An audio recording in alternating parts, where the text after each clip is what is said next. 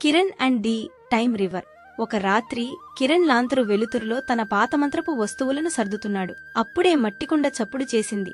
కిరణ్, సమయం ఆగకముందు నువ్వు time river ను కనుగొనాలి. కిరణ్ ఆశ్చర్యపోయాడు. సమయం ఆగిపోతుందా? అది ఎలా సాధ్యం? మరుసటి రోజు ఉదయానికి గ్రామం చుట్టూ వింతగా మారిపోయింది. పక్షులు గాల్లో మధ్యలో నిలిచిపోయాయి. చెట్ల ఆకులు కదలడం మానేశాయి. సమయం నిజంగా నిలిచిపోయింది.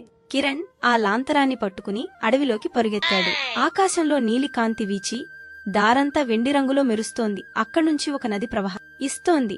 కాని అది సాధారణ నీరు కాదు. నీరు గడియారం మాదిరి గిరగిరా తిరుగుతోంది. ఆ నది పక్కన ఒక వృద్ధ మాంత్రికుడు ఉన్నాడు. అతను నెమ్మదిగా అన్నాడు, ఈ టైం రివర్లోకి దిగితే నీకు 3 క్షణాల గడువు. కాని జాగ్రత్త, వెనక్కి వెళ్లి మార్పు చేస్తే ఏదో ఒకటి మాయమవుతుంది. కిరణ్ ఆలోచించాడు. తన గ్రామం మళ్లీ కదలాలంటే ఈ ప్రమాదం తీసుకోవాల్సిందే. అతను నదిలో అడుగుపెట్టగానే సమయం వెనక్కి తిరిగింది. అతను చిన్నవాడైనప్పటి దృశ్యం. అక్కడ అతను ఒక చిన్న పిల్లవాడికి అప్పుడు సాయం చేయకపోయిన జ్ఞాపకం వచ్చింది. ఇప్పుడు సాయపడటానికి ముందుకు వెళ్లాడు.